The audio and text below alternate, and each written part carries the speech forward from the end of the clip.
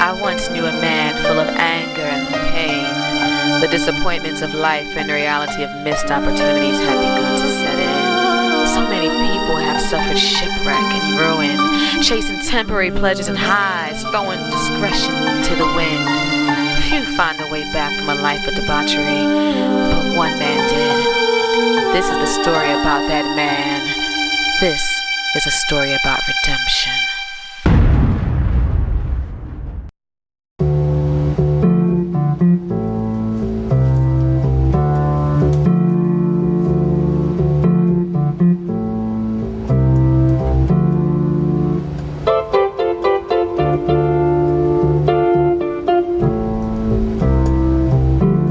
I was out there just doing wrong,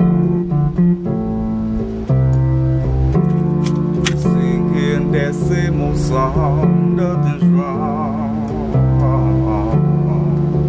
Out there singing with the wrong cry, didn't have no time for cha-cha, 'cause I was too proud. See, I almost lost my life once or twice. Pay the price, just like a friend, and know he still right on. While America's on the verge of economic collapse and anarchy, the underground economy stays intact. Those involved in this economy are the easiest to exploit and manipulate for profit because of their fears, their intense desire for power, money, sex, control, influence, and love. They play my games, fall for my schemes, buy my products, and believe in my empty promises. I know what you're thinking.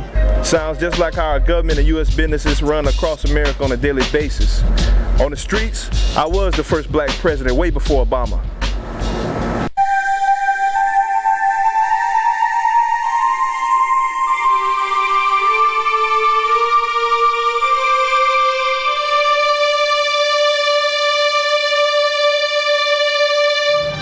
We can't choose our parents, but I was born to a loving mother. Sometime later, my mom met my stepdad, and I would say that's when, for me at the time, all hell broke loose. Unfortunately, some children have to live through their hardships.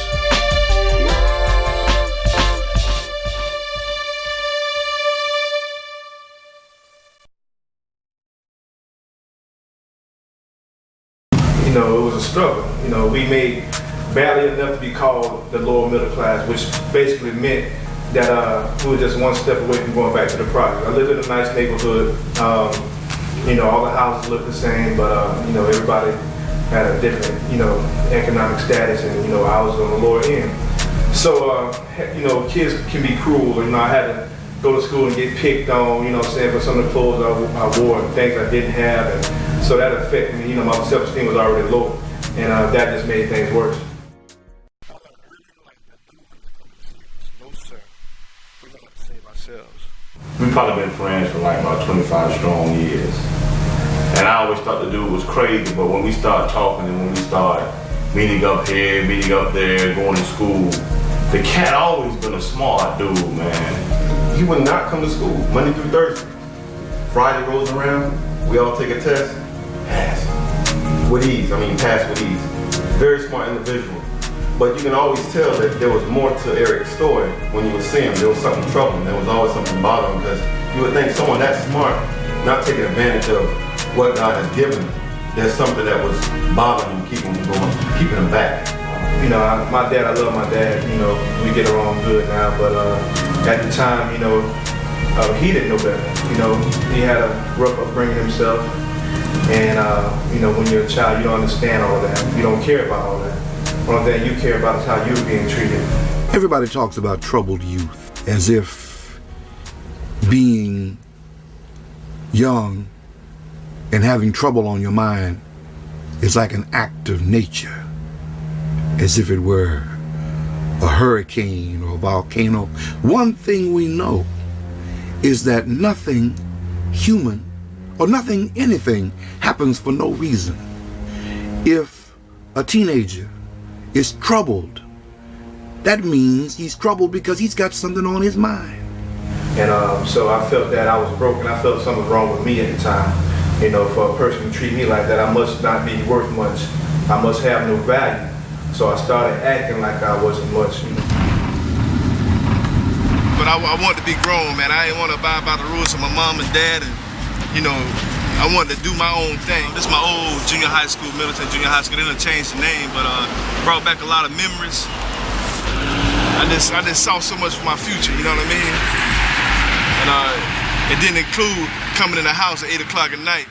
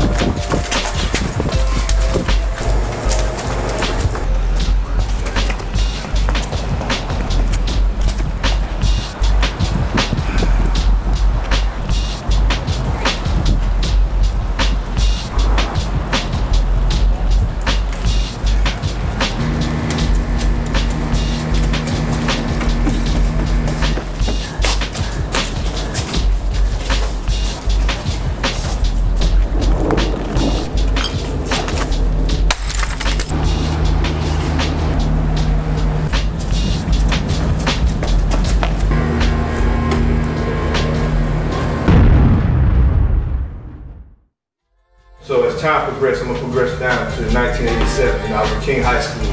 You know, first time I'm able to work. So I got a little dishwasher job at Denny's, so I was all excited. You know, first time working, I was gonna have money to buy my own things. I started working, and you know, I know every child who's able to help their parents, you know, should, you know. But every time I got my check out, you know, my dad would take half of my money. And the first time I didn't give him half my first check, I went to the mall, bought me some things. You know, he jumped down my throat, got on me real hard. And I was real upset, and you know, it was a misunderstanding. So every other time I got paid, you know, it was the same thing, half my check going. I'm like, man, what I'm working for, I'm only making $3.25 an hour, you know. And I just got frustrated, my morale went down, you know, my work ethic, you know, started to go down, and eventually I got fired 6 months later. But during the time, you know, me contemplating what to do, you know, I started thinking about my friends I had there on the corner who were making lots of money. Because who don't want money? Especially these days and time. And the crazy thing about it, man, I had a job, but it was so much greed, you know what I mean, in me for having a job and wanting to get extra money. I let the money get the best of it, man. There's so many things that we've done in the streets, man, from robbing, man, to hustling, trying to set folks up to get robbed, man. We used to do a lot of things in the dope game. It was dirty out there. We used to go to the projects. We used to go in there, go in people's homes. Sometimes they wouldn't know we were in there, but we would go in there because I guess whoever was using the drug, they was able to get us in downstairs while family, whoever was sleeping upstairs. We've done plenty of things. I seen Eric cook together some concoctions that it just made me laugh. He had this one young man, I shouldn't say young man, one older guy that stayed out in the area that he was just a serious drug fiend. So Eric took and put together this concoction with battery acid, rat poison, I don't know what it was. So whatever Eric put in his stuff, he could have killed the man. Basically could have killed the man, because by any means necessary, we didn't have the money. Myself or Eric did not have the money to go and buy this stuff in quantities, to go out and sell it and make a profit. So he would just put stuff together. And whatever he put together, he would go out there and sell. If it killed somebody, it killed somebody. He was trying to get his money. That's the only way. I figured that, I just do this just enough to get what I need and I'll stop, but it sucked me in. I started selling drugs and it's like I got desensitized bit by bit, day by day. I had my little ethics going on. I said I wouldn't sell to pregnant women. I wouldn't sell to elderly people. I wouldn't sell to children. All of that got washed out the window as time progressed. So when we're talking about troubled teens, troubled youth, we're really talking about a troubled society, because they're not by themselves. By the way, where do they get their troubles from? The majority of troubled teenagers inherit their troubles from troubled parents. You see, because children are some of the greatest copycats in the world. They are what we have taught them to be. When his father left out to go to work, Eric had to leave and go to work. But Eric didn't have a job, but he made him get out the house at the same time. So that caused Eric to go to drastic measures.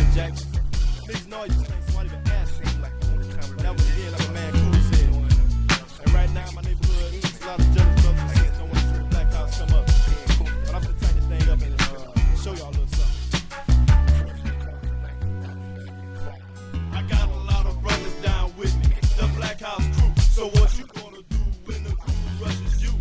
Go and get your fellas, make a lot of noise. You think I'm scared? Go and get your boys. But you'll be the one sorry in the end, kicking knowledge to your brain instead of boost to your head. But you don't want it that way. You'd rather run to your car and get your AK and spray me down.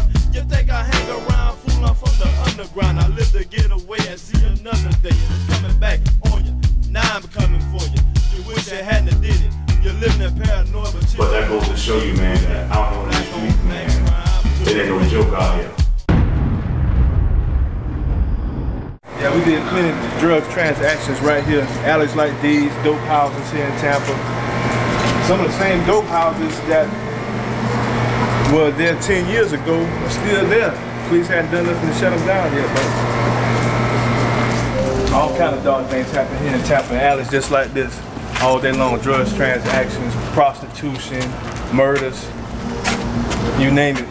It's all here. Yeah, you ain't think I was gonna get that. I want my money. Okay, Eric, I got it. Get down. I got your money. You got a few minutes to tell me, you got a few seconds to tell me where my money at. Okay, I don't have it right now. You don't got it right I got it. I do have it. Okay, not on me. I don't have it on me. But it's coming. It's coming. You got it. Please get the gun on me. I have it, man. Let me tell you something. You hear me? You got 1 day to get my money and to bring it to me. You understand what I'm saying? Mm-hmm. Get on out of here. Go out, pussy.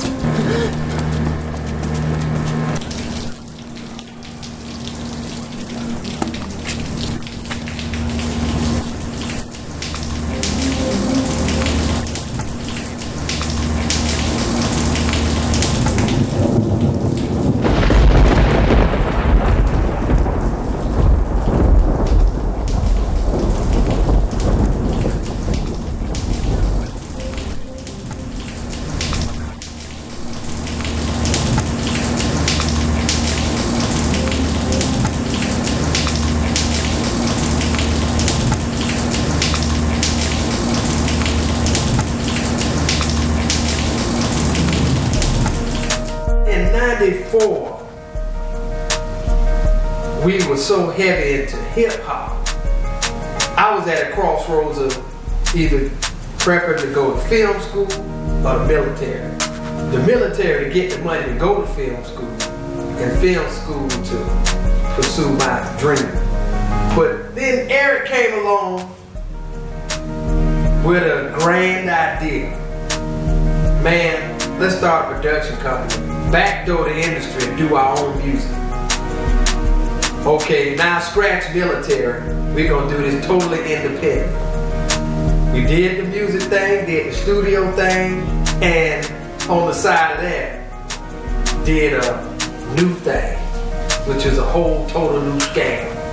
When everybody failed me and turned it back on me, I had people that were still looking up to me who wanted to get their albums done. They had real talent, sounded better than anything on the radio at the time. And I knew if I just had the money to put one of these talented artists, their music out, I would be famous. They would be paid. You know, people would be happy be able to provide for their families. It was just about, look, you want to get something done, and I'm just like, look, let's get some goals accomplished. And you know, he provided me with a lot of opportunities. You know, and it just got me to the point now, you know, with all his pitfalls he was in, I dealt with a whole lot of challenges in life. And, you know, this is what brings me here now. Through all those challenges, I continue to work with what Eric had instilled in me. And, you know, we have Executive Image recording studios. And when that fell apart for me, and I didn't have the support from home, from a girlfriend, was always, you know, mayhem and chaos at the house, I said, you know what? I'm tired of being on the losing end, not having that. So that's when I came up with this check scheme. You know, I separated myself from some of the stuff that I felt was crazy. But when it came down to us being successful in what we wanted to do as businessmen, I was always with it.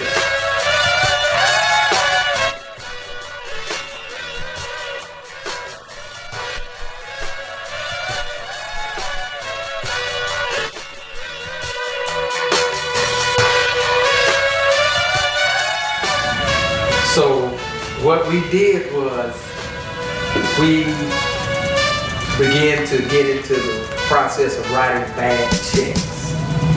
I will always read underground books on how to change your identity and how to assume another person's name and different schemes and ways to make money that you know, the average person wouldn't think about. So I had a source that provided me with payroll checks, and I hit almost every bank in Tampa. I would get paid thousands and thousands of dollars. Eric Durham was a different kind of case for me. He was consistent. Tried to scam every financial institute he could. Mr. Durham was a very well-mannered, well-presented, very polite customer all along. In fact, I never expected any of this to be going on with Mr. Durham. When he got caught was actually when he presented this check for $7,000. He handed it to me, and as soon as he handed it to me, he looked a bit suspicious, but my manager instantly caught it. He grabbed the check and he went to the back. Mr. Durham did not hesitate to ask for his ID back and walked away. It was surprising to us to even find out he was involved in a crime scene. Every time he walked in, he always entertained all of us and personally made me laugh and all the tellers behind. This is where Eric would come to scope out his next hit. With all these banks, it's hard to tell which one's next.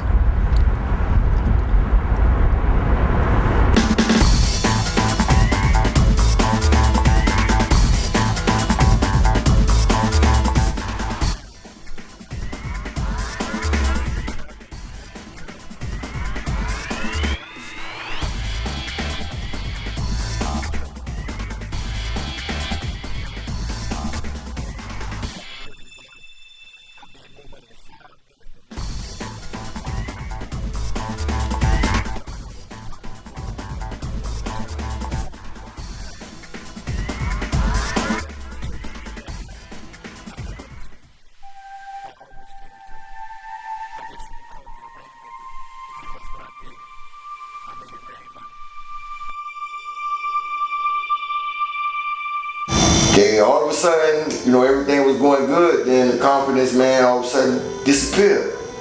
The same man that was walking through the clubs throwing dollar bills in the air, $20 bills in the air, hundreds all in the air, just giving it away freely because he believed in the community. You know, I looked at it, man, that opportunity gone, but I didn't, you know, get all angry, frustrated, stressed out. I just continued to build, and at this point now I'm at Executive Image Studios, and we want to invest in the community the same way he did, but more in a fulfilling way where we can reward the youth with learning, applying what they learn to business.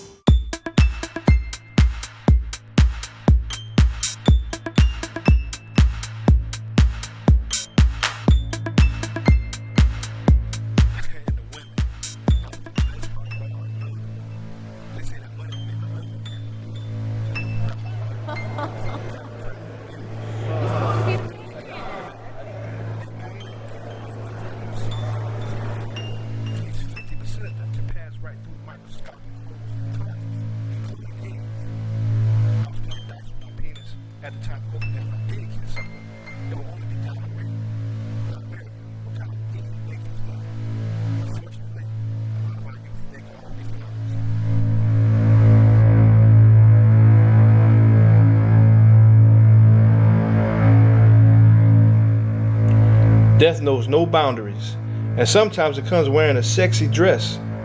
But who cares about death when you think you're living it up, right?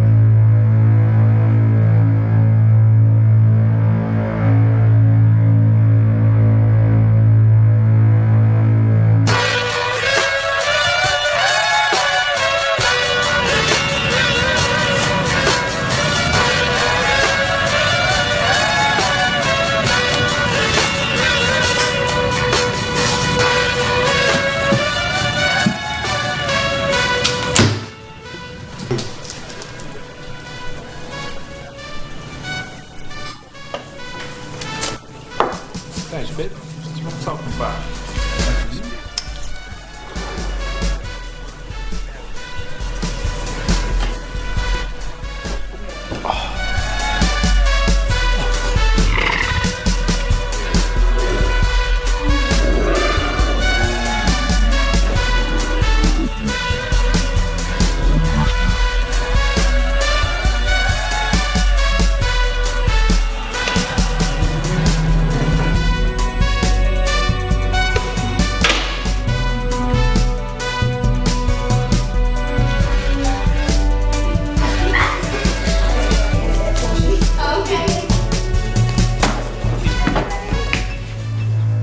Nothing was too big.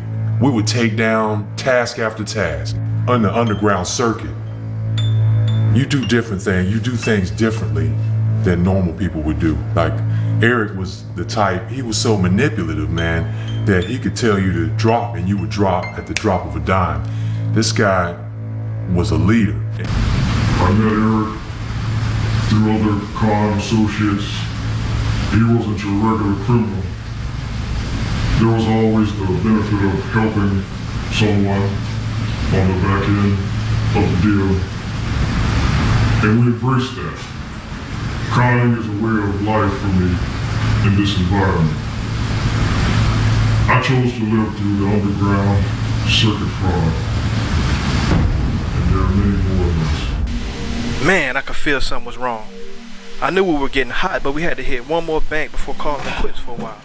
After all, I taught my crew how to evade the cops, and if they did get confronted, how to answer them.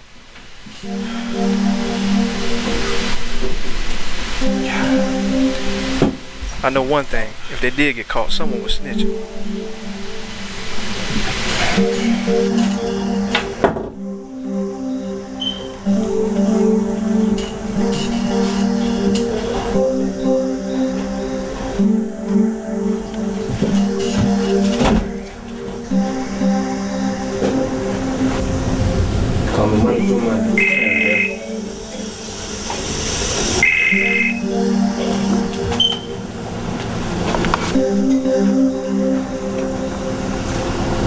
You mean to tell me they got both of them? I gotta go, man.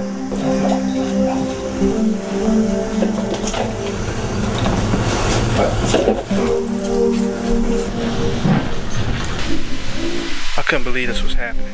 Our system never failed before. Time and again we got away. Now I'm sitting here facing 30 years. I trained my crew on what to do, what to say. It worked every time.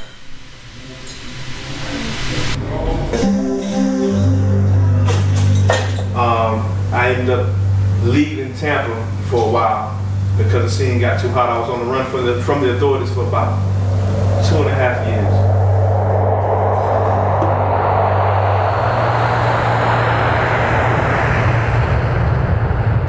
Out of all of my brilliant plans, I didn't plan for this. I went from feeling powerless as a youth to gaining power through a life of crime, right back to a state of powerlessness. My dad always said that if you make your bed hard, you're gonna have to lay in it. Once the law caught me, I knew I was gonna have to lay in that bed for a very long time. I mortgaged my future for the thrills of the present. I took a gamble and lost. The streets lied to me, and I believed the lie.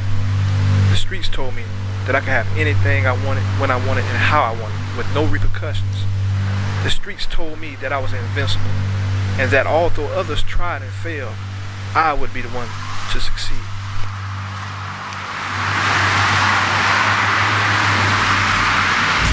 met Eric. It was kind of like a pretty unique situation. I remember him walking into my job, and he had saw one of the flyers. I just started my church, and we actually started in the hotel. And he had saw one of the flyers, and he walked up to me, and he had this like this panic look in his eyes, and his eyes were like wide open. I mean, like a little boy. And he said, "Well, you know, are you a pastor? I heard you were a pastor. I need you to pray for me. You know, I don't want to go to jail." And then he started telling me a little bit about his life and his past, and really from that point on, it's been really a wonderful journey, you know, with Eric, to watch him grow and develop. When you're that deep in the mud like Eric was, you tend to get stuck.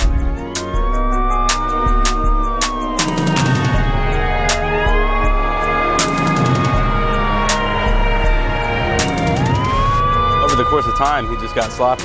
Ended up making it easy for us.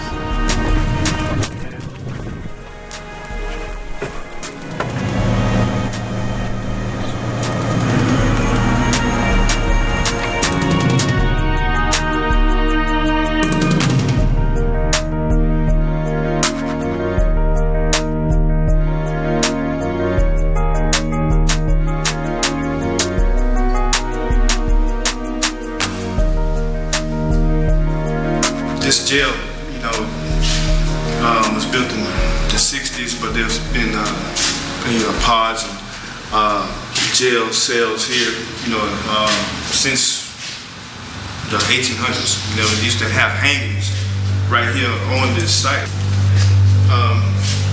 But this is historical footage because within a year from now, they run the interstate through this whole area.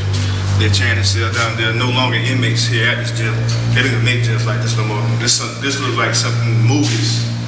And when I came here, I was like, oh my God, what have I got myself into? Look, barber chair. You know, inmates used to trade canteen items, you know, for haircuts and things of that nature. So I might have a pack of cookies or some snacks or something like that. You know, I give you whatever you charge. That's what they did in here. Sit down here. We have like a TV to watch. The only thing we allowed to watch was public access. The educational channels, only 2 channels, you know, on the TV screen. So, you know, we would come here, play spades, checkers. You know, they had phones right here. So a few hours out of this, we were able to collect calls, you know, to loved ones and friends. And we just occasionally like animals. As you can see, this isn't a place where anybody would want to be. This is where they actually our visitation area. You know, people come in and get on the phone, and it's just a really pressing time. You know, you couldn't touch, you know, your loved ones.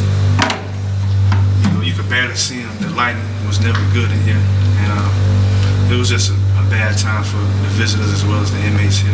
You know.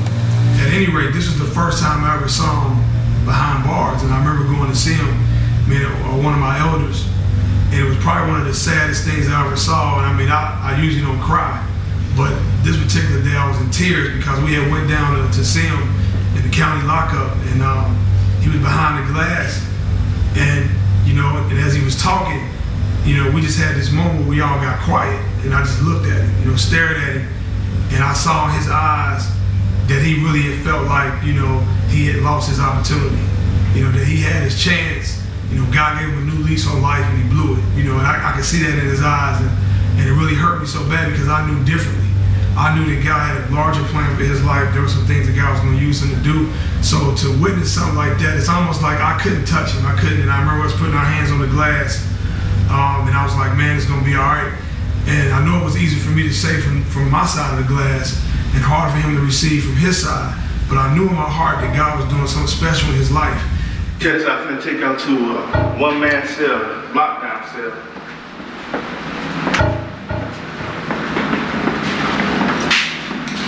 Now this is for inmates who couldn't be in general population. I mean, very tight spot. You know, we had a bed right here, toilet right here, a little very small shower right here. And again, they didn't have any curtains right here. They did it one time, but they took those out because they wanted to watch the inmates at all times. Inmates had absolutely no privacy in here whatsoever.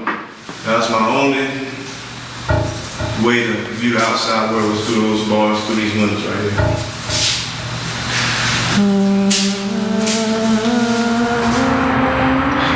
Yeah, I've read many books about people dying without reaching their full potential, about the graveyard being full of people with broken and shattered dreams and not accomplishing what they want to accomplish in life. As I'm walking through this graveyard, I was thinking about my girlfriend at the time before I started getting into some serious trouble, telling me that I was death-struck. It's like, man, at one point in time, I didn't see anything or anybody. I didn't care whether I lived or died. And as I look back, thinking about where I could have been, I realized that prison time kind of was a blessing to me, you know, because I probably would have ended up here if I had to remain on the streets doing what I was doing and the things I was trying to accomplish out there. And I was steadily getting enemies day by day. It seemed like somebody new would have some kind of issue with me, would come up, and you know, the crew I ran with, you know what I'm saying, they were some killers. They wasn't having it, so you know, it's just crazy, man. It's crazy, man. But I just thank God that I didn't end up here, and you know, I have a second chance, a second lease on life to be able to tell a story to people who are headed here. Because you got so many people right now who are themselves death-struck, or you know, don't care about life and think that they have no options. You know, thinking that there's no way for them to live the American dream. Well, I would rather die trying to live the American dream than coming here with unfulfilled desires, dreams, and expectations, having never tried to attempt to accomplish anything. I'm gonna take you to the cell where I was at for like a year. I was confined in a place with 2, 4, 6, 8 beds, day in and day out. We would sit here, we would probably have like an hour for recreation.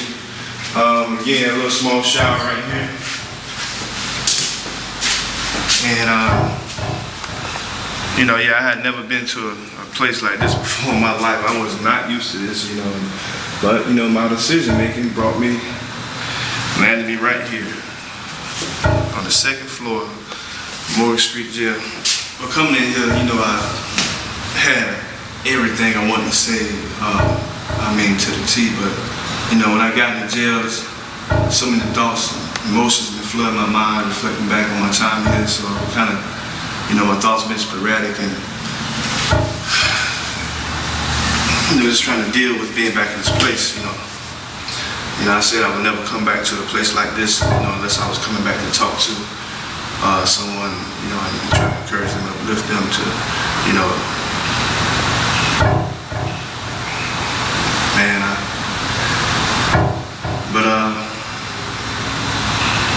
you know, I remember going back and forth to court when I was in here. It's like almost every week I would get new charges put on me. You know, at one point in time, you know, I had people who told me I would never see the light of day again. But Eric had plenty of close calls, and he could very easily be locked away for a heck of a lot longer than he was. And it's my understanding, having a bit of a background working in criminal justice, is that most people that are incarcerated for 1 to 10% of the crimes they committed. You know, you never really go to jail for everything you did because they don't know everything. And so if he went to jail for half of what he did, he'd be in prison right now, and we'd be doing this from some prison in Florida.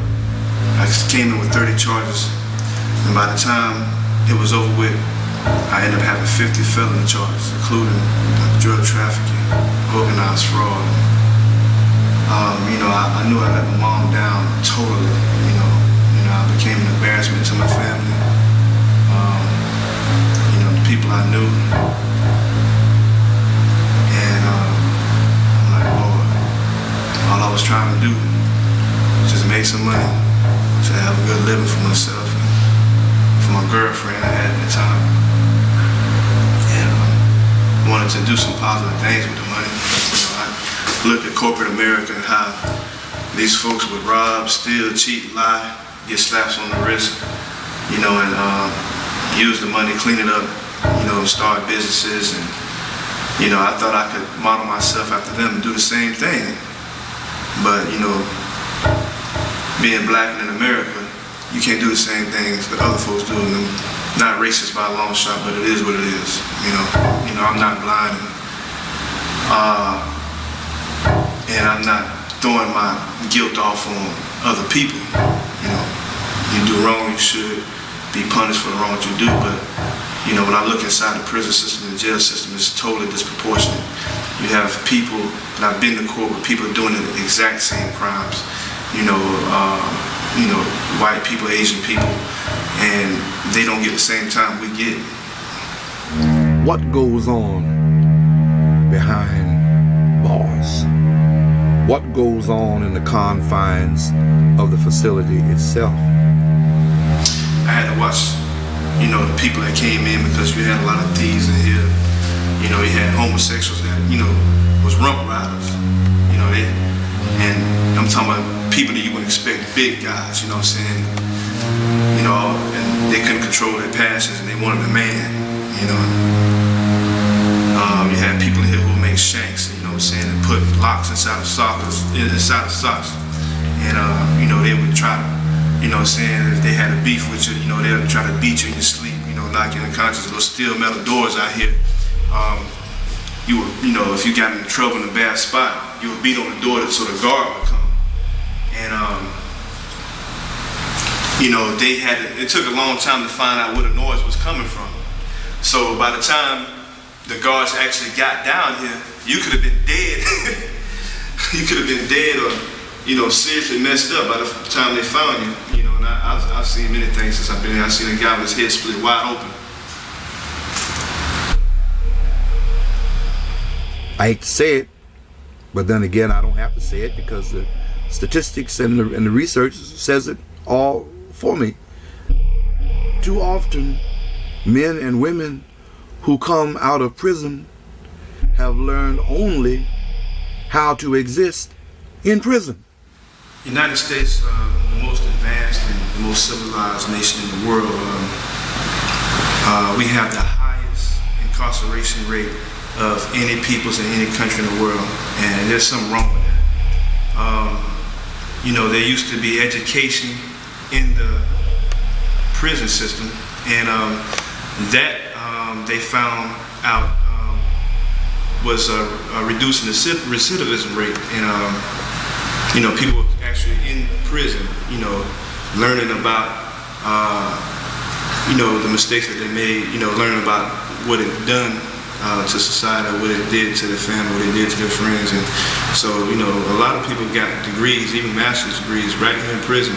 But when it started cutting down the population, the prison population, you had one person that I won't name who passed a bill to cut out education in the prison system. This is big money.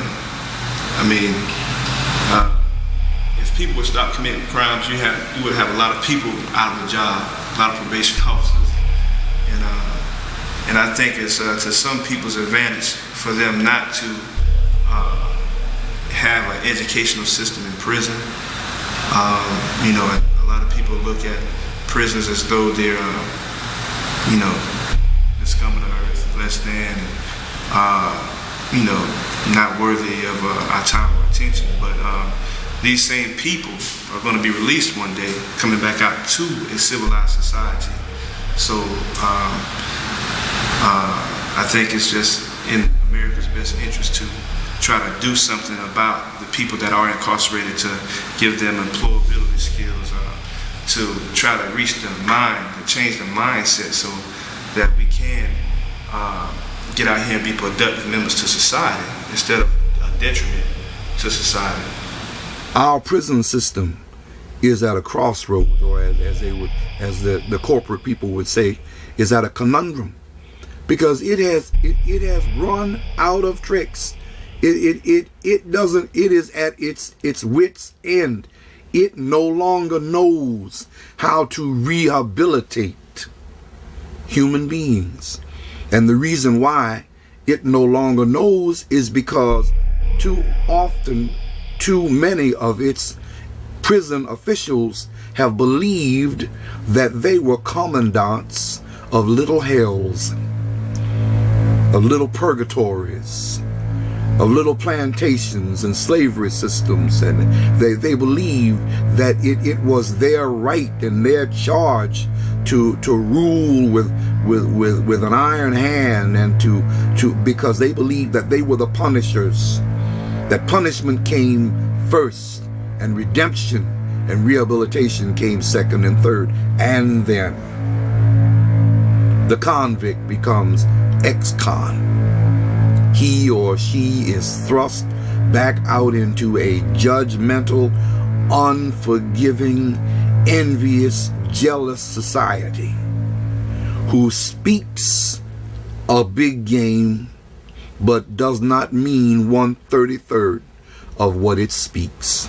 You know, while other people in here doing calisthenics, you know, shooting the bobo and talking about, you know, how they were going to perfect their skills at crime and, you know, come up with better ways to keep from getting caught by the police and evading them. You know, I was at a mode, I was in a frame of mind that I wanted to better myself.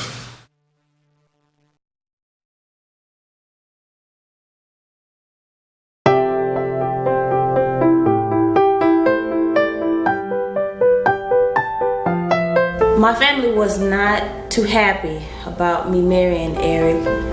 We definitely did it privately because I felt in my heart and he felt in his heart that's something that we wanted to do. The love that we had and what God was really prompting me to do at the time, I really, really cared for Eric. I really loved him and I really felt that he was it. He was the one. And nobody really could turn me around from that.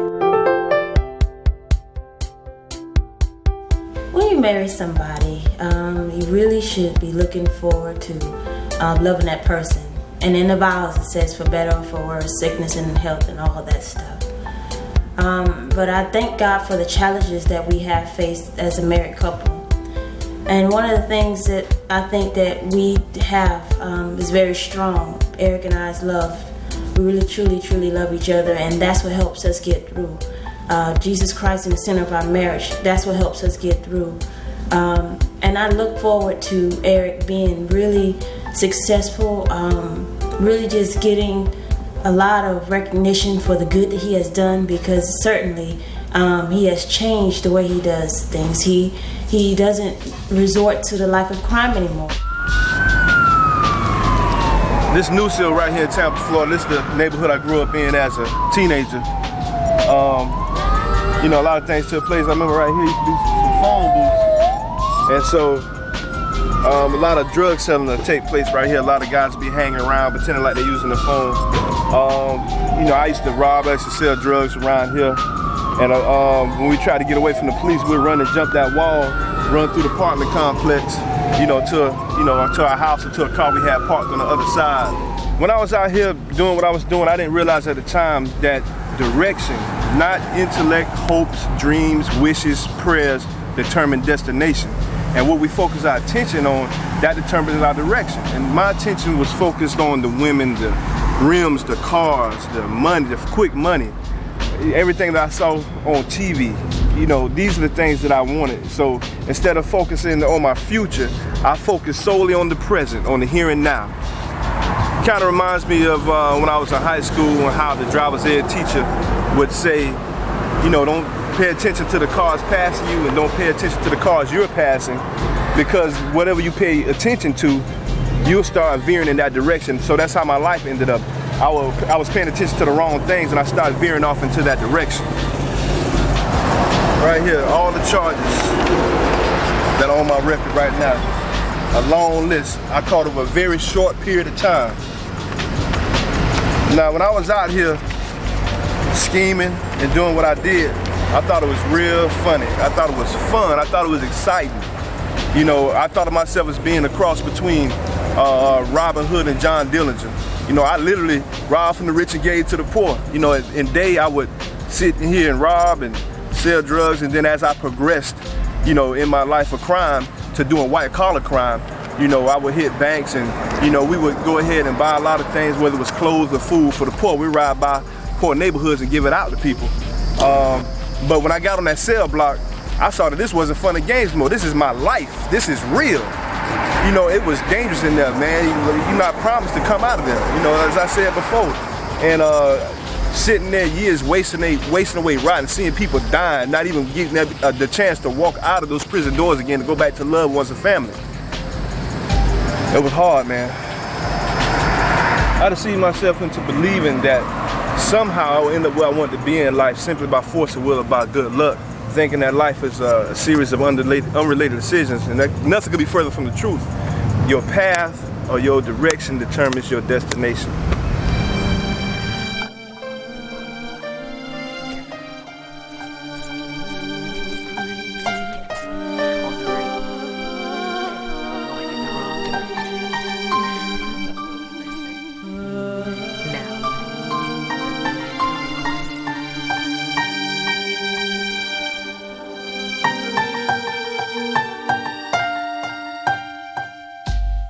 I'm Geraldine Williams Shaw, attorney at law in Tampa, Florida. I have been practicing a general practice, and now I am narrowing my focus so that part of it, a major part of it, is criminal defense work.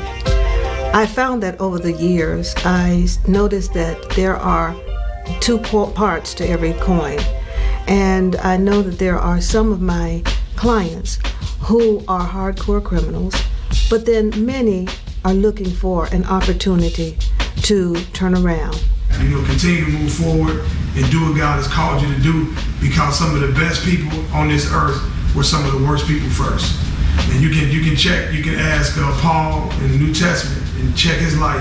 He's one of the worst people before he became one of the best people. And so in a lot of folks that you see out in public, you see them at their best, but there was a time they were at their worst. And it's remembering those times when you're at your best, looking back and reflecting on when you were your worst will keep you at your best. Typically those are people who have known a life of crime because of their circumstances. And when we get them into an opportunity where they can rehabilitate themselves, they look forward to getting into jobs and into productive lifestyles so that they can support their families and be free of crime. That's a tough sell, because once you get started, the system tends to retain you in that mode. Man, let me tell you something. It still is like boggling to me. I still can't wrap my mind around the fact, man, that, you know, regardless of the rehabilitation that I've done, I've made myself a permanent second-class citizen because of the faults of my youth, the things I've done in my past. I truly wish we had more mentors and role models like Eric, who are very honest about the path that they did travel. They've served their time, they've paid their debt to society. They come out and they truly want to make a difference for the young people by not having them go down the same path, by being honest with them about how hard it is to do time in prison. I guess you could say that Eric is truly doing a good job by trying to scare them straight. That's why, you know, so I try to challenge and direct my energy, my passion, man, to helping youth, because the thing is, man, you exclude yourself out of so many opportunities, you know, because society is not forgiving. They go out attempting to get jobs, and once the people find out that they have, especially if it is drug related or anything like that, the door is closed, the door is slammed shut. It is awfully tough once you get a criminal charge, even a charge, not even a conviction, but a charge, to come back and get a job, because you're competing with people who don't have charges. Let me give you an example of one of the things that I was excluded from. I had an opportunity to work for this company that was here in Tampa, a cable company. I was going to school locally here for about a year for network administration, working with Microsoft Networks. Doing fairly well for myself. Went to the interview. I passed the personality test. I passed the technical exam. And when my record came back, they said, "I'm sorry, you know, you got a record, we can't hire you." I'm sorry. So I was happy. It's my entry-level position. They were talking like they were going to give me the job, and I'm like, and when I went back to school after a year, the faculty there told me that because of your record, you probably won't be able to get a job in your industry. I'm paying all this money now, and they knew this ahead of time because they knew my situation, and they still took my money, allowed me to go to school, and a year later, tell me that I can't get a job in my field. So I was so frustrated. Everybody was closing doors to us because we wanted to do it, but all they saw us was a young, hard-headed, young cat that don't know nothing. And a lot of people close doors on us. My doors is gonna always stay open for you who have the desires to do positive things. Now get out there and you're doing the same things that Eric and myself was faced with and doing. I'm not gonna support that, because right now you got resources and doors open and you got ears ready to listen what your needs are. I'm going to fulfill those needs. Regardless of all that, it's about the children. And me and my people, me and my crew, that's what we're doing. We're doing that right here in the Tampa Bay area. We're doing it by way of motivational speaking. We're doing it by way of putting out films. We're doing it by the way of just going out, spending time when the parents don't have time to spend with the children. We tell children, if they have problems at home, if they have problems in school, or wherever they have problems at, to try to get with other children of like minds, to sit down and try to mold over some things and to try to come to some solutions themselves, to talk. You know, don't hold things in. You know, that's what I used to do. I used to hold things in, and, you know, it kind of came out another way.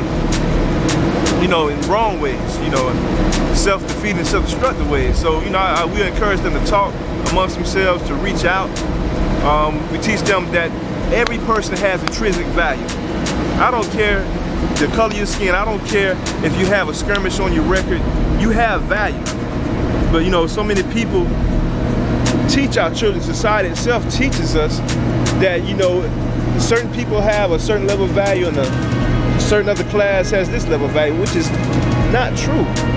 You know, and that's destructive for society, you know, because if this great America that everybody says is so great, if we're going to exist, if we're going to last, we got to put our efforts, times, and money into prevention, you know, instead of doing things after the fact.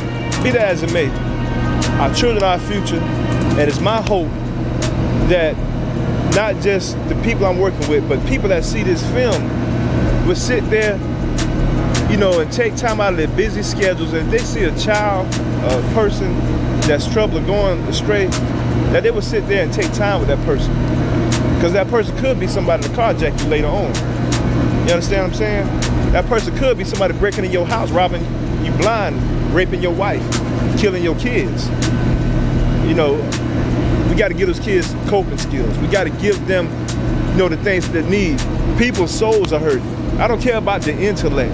You know, we got some of the highest IQs here in the world, you know, because of our great institutions. But we are mostly speaking, Americans are just like kids, just like children.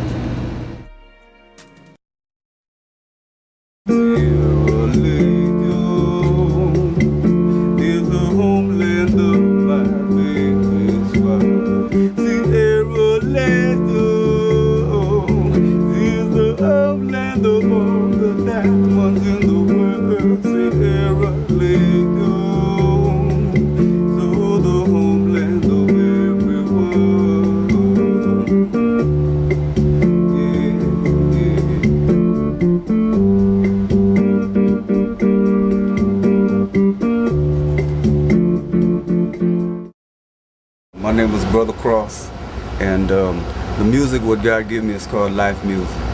And the way it come about was I've almost been killed in life about 13 times or more violently. You know, that I know, shot, stab, dog bite me in the face at 9 and rip it off, and all kind of different things. You know, the devil tried to take me out, but God said that you got a destiny and a calling in your life. You know, so.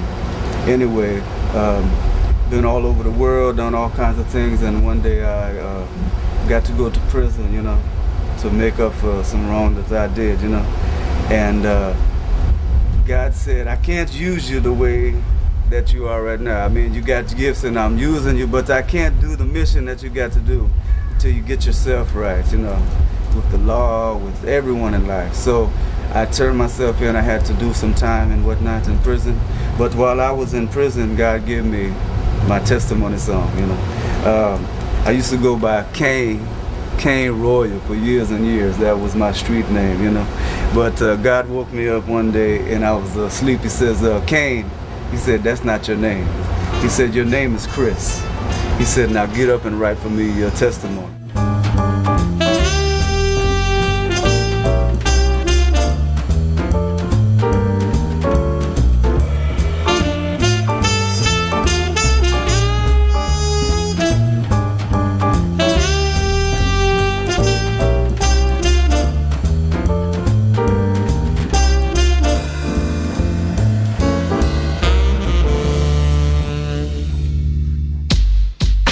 Society has so many double standards. It doesn't matter what level of self-improvement you achieve or what level of education you obtain.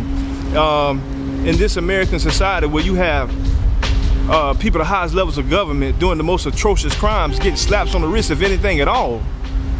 And then you got teenagers who are still in their developmental stages, emotionally and mentally, getting hammered for life for mistakes they made in their youth. I mean, it doesn't make sense. I serve on a board which is called JAKE, J-A-K-E, Juveniles Achieving Knowledge and Experience. I serve on that board with other attorneys and with judges. And our goal is to divert. It's a diversionary program for juveniles so that they will have an opportunity in life. It's tough, competition is stiff, and if you have a flaw on your record, your chances of being able to compete are just really diminished. Let me tell y'all something, man. Look at this, man. If I could do it, anybody can do it. You know, this is just one of my many business ventures. You know, I got a little print company, something I do on the side. You know, one thing I want to say to people coming out of incarceration is that, you know, you enter into the job market competing with highly educated, highly trained individuals, you know, for the bottom of the barrel jobs that, you know, only ex-offenders would go for. But now, since America's so smart, they regulate everything, but, you know, they couldn't stop or they couldn't pass some kind of regulation to keep people from sending out jobs overseas, you know, good going. But be that as it may, we're here right now. So basically what I would tell people, what I tell ex-offenders especially, is that, you know, what I feel is the only way for an ex-offender to really make it in America is to start your own business, plain and simple. And that means getting an education. I'm not talking about an education in a traditional sense. I mean, like, you know, do you have a library card? You know, you can check books out, you know, and do some self-study. Or internet. The internet is rapidly changing the whole landscape of education as we know it. There's even colleges online that give free courses. So there's no excuse, you know what I'm saying? You have to invest in yourself because you're your best investment. And that's what I tell anybody. You know, so let's get out of this traditional thinking and let's get out of the box, because in this day and society, especially if you're a person who has disadvantages, you're going to have to do some thinking out of the box. But I have tapped into those opportunities in the community where they must start from the bottom, but if they'll work diligently and prove themselves, they have an opportunity to move up and be retained, maintained, and be sustained. We're hopeful for them and hopeful for their families, because if in the household, the head of the household has a track record of being in criminal activity, then typically the household boys and girls will lean toward the same activity. So we try very hard to be supportive of our clients. We find that crime does pay for us, but we try to contribute to the community by working with our clients. My words of wisdom to young people is basically this. You gotta, in America, to be successful, you gotta constantly reinvent yourself. You gotta look deep within inside to find out what your passions, talents, and gifts are, as I always say, you know, and develop those. And crime is flourishing. As the economy continues to plummet, we should expect to see much more crime, and that means that I would expect to have many more clients. My goal is not to have a clientele that is returning from time to time, but hopefully we're able to get people in and get them on a road of rehabilitation. I especially take a look at my first-time offenders and my youthful offenders. My youthful offenders, I work very hard to see to it that their record is cleared and purged so that there will not be any attempts that relate to violent crimes or any criminal acts that could hinder their growth and development as they mature into adulthood. For the adults who are first-time offenders, we work very hard to have intervention so that they won't have any prison time and would be able to be placed on probation, and we work with them so that they are not returning and in violation of the probation. The thing that hurts the most is losing custody of my oldest daughter. I think when I got out of prison, it was like 2001. She was like around 5 or 6 years old.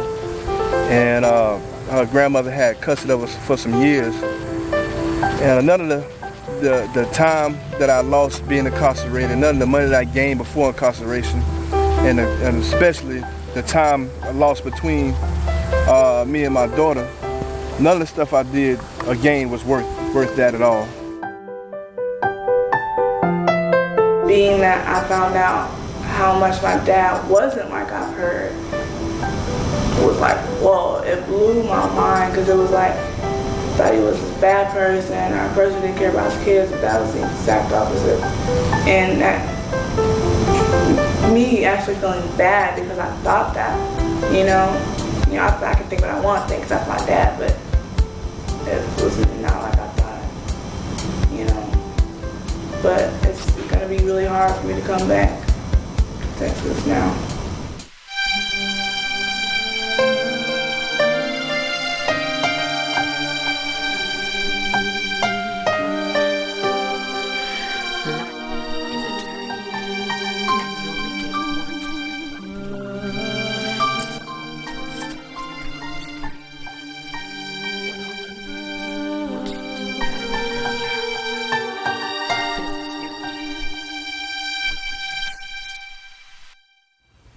Inmate Durham, you have served your time.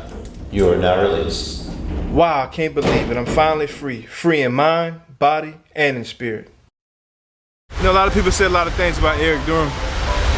My pastor says I'm a forgiving man. My wife says that I'm a loving husband and father. God says that I'm victorious. I'm a changed man in Christ. Who do I say I am? I'm Eric Durham, a confident man.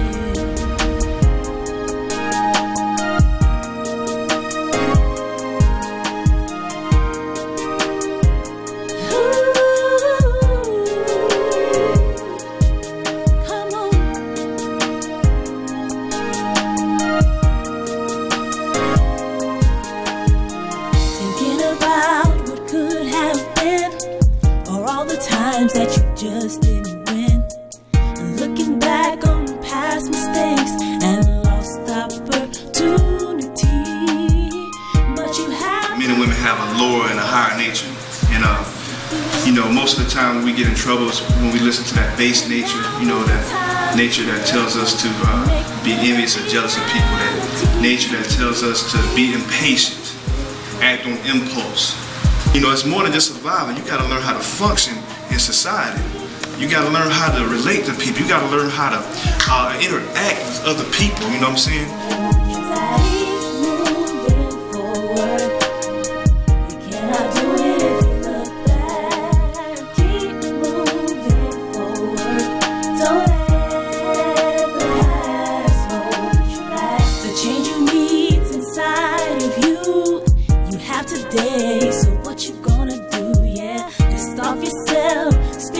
Chest out and just do your best, yeah, 'cause tomorrow's not guaranteed. Christ has all that you need, and just take one step forward and move into your destiny. Hell yeah, you cannot do it.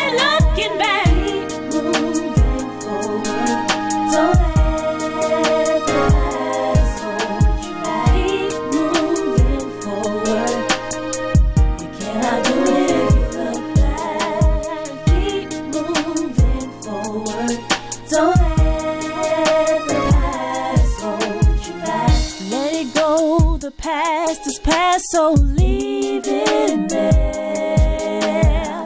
Just let Christ penetrate your heart. Put the